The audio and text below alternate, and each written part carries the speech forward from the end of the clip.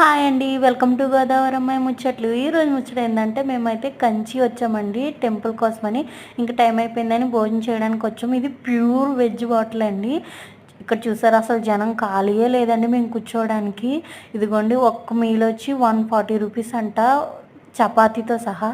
And మొత్తం అన్ని items అన్నీ సూపర్ ఉన్నాయండి. ఒక పాపడా కూడా ఇచ్చారు. ఇంకా నేనైతే తినడం స్టార్ట్ చేశాను. ముందైతే పాపడా కొంచెం నోట్లో పెట్టుకున్న, టేస్ట్ మాత్రం అదిరిపోయిందండి. చపాతీ కూడా చాలా బాగుంది, స్మూత్గా ఉంది, గట్టిగా లేకుండా. ఇంకా వెజ్ పలావ్, మష్రూమ్ పలావ్ చేశారు. ఇంకా అదైతే టేస్ట్ చేసా.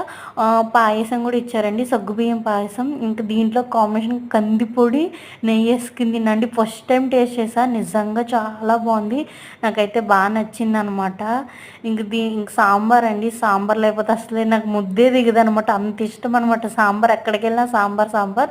ఇంకా తినేసాం. ఇంకా లాస్ట్లో ఒక జ్యూస్ తాగేసాం అనమాట. మీరైతే